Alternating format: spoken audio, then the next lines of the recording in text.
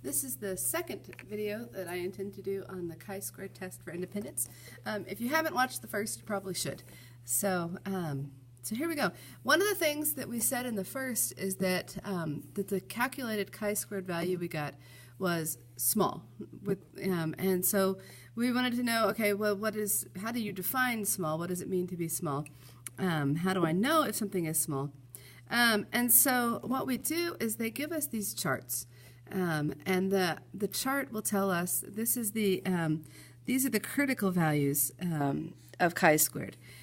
So we'll figure out how many degrees of freedom that we have in our data, and then we'll figure out if we want to use the 10%, the 5%, or the 1%.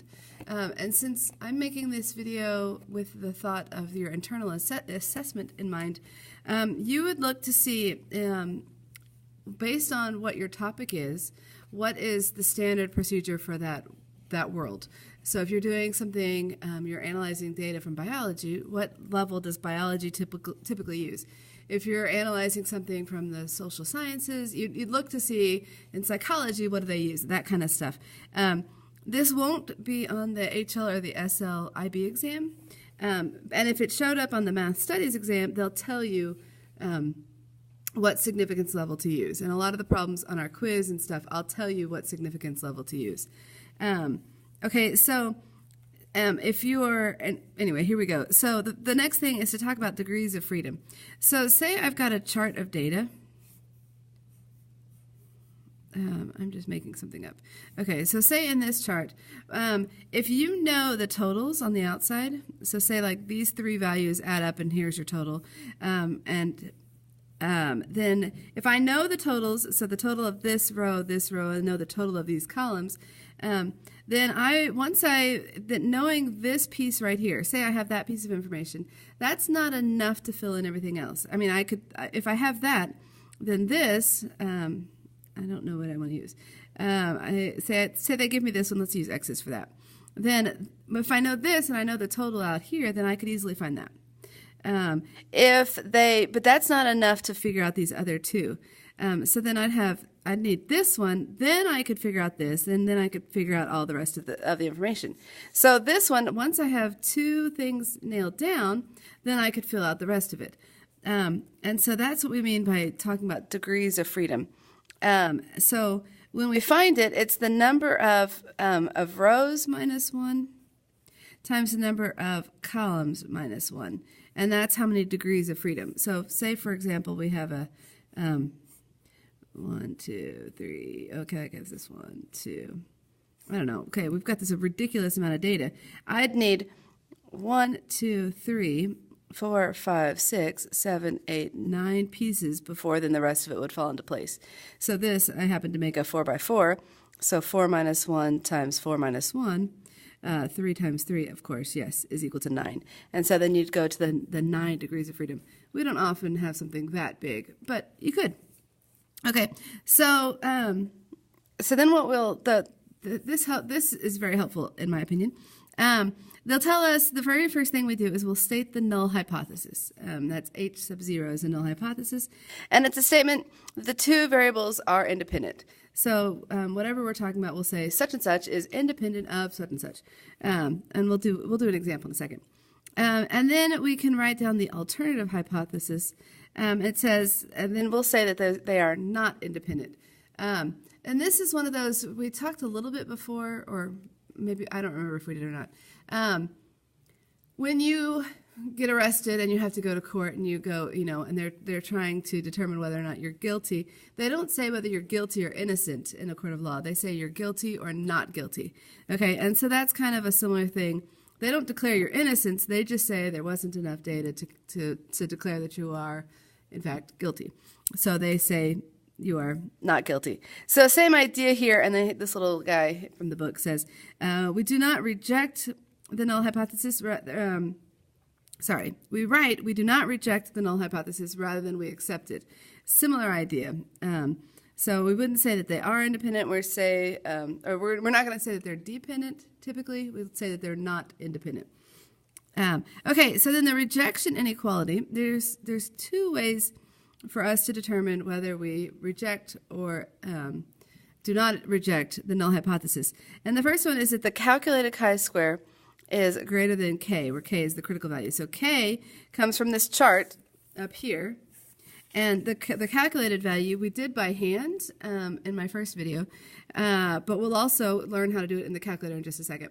So if the chi-squared calculated is greater than the critical value, then that's when we reject the null hypothesis. So then we'd make our table, and we can use, we can either do it by hand, but it's a little tedious, or we can find the calculated value from our calculator. We either reject or we do not reject. The other option, so you've got two ways to do it. You can either use the rejection inequality or you can use the p-value. And so the p-value we compare to the significance level. The calculator will give you a p-value, and then you compare it to what significance level you're wanting to use. So at a 5% significance level, that if p is less than 0.05, whatever that p-value is, then we reject. The stats kids taught me over the years, this is a little not school appropriate, but it helps them remember. It says if the p is low, reject the hoe. So, because it's anyway. So when the p-value is greater than the significance level, we do not reject. Okay, so let's look at, here's one from the SL book, no, the studies book. So on this one, what we're going to do is we're going to go into statistics on our calculator. We're doing the chi-squared test for independence. So we go to test, and then here's chi-squared. And this is a two-way. And what we're going to do is we're going to put our observed data in matrix A. Then the calculator will find the expected values. So that was another thing we did by hand. So go back and watch the first video. So I can come in here and go to the matrix. The one that they're giving me is a 2 by 4. So I can come in here and make this a 2 by 4 matrix. Sometimes I forget if it's 2 by 4 or 4 by 2, but then when I see the shape of it, I'll know if I match. Okay, this is 7, 9, 13, 14. So then I enter in the data. And then I need to exit back out. And so it's going to take, if you notice, when I come back into matrix, right now there's only one matrix in. I had cleared the calculator before we started. So now when I hit enter, it gives me the chi-squared calculated value. It gives me this p-value, and then it tells me my degrees of freedom. Well, sure enough, 4 minus, so remember how we said it's the number of rows and the number of columns minus 1. So times each other, so that's 3 times 1, and yes, there are 3 degrees of freedom. The calculator will tell us that. So on this one, our chi-squared value, our calculated, chi-squared calculated, was about 5.81. That's good enough for whatever. And then our p-value is about 0.121. Well, in this case, if we're comparing it, they told us in the problem to compare it to a 5% significance level. So we come back to our, one way that we do it is we look at our degrees of freedom on a 5% significance level. That's this number right here.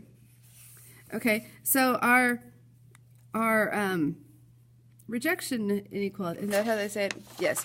The rejection inequality is that when the calculated value, chi-squared calculated, is greater than 7.81, that's when we would reject. Well, our calculated value was less than, so we do not, oh, maybe I can write it here. On this one, we do not reject. Okay, and so we could say that we have evidence to indicate that these elements, what is it? Well, the year group and the canteen preference are not independent. Okay, but whatever. We do not. We could say that they are independent.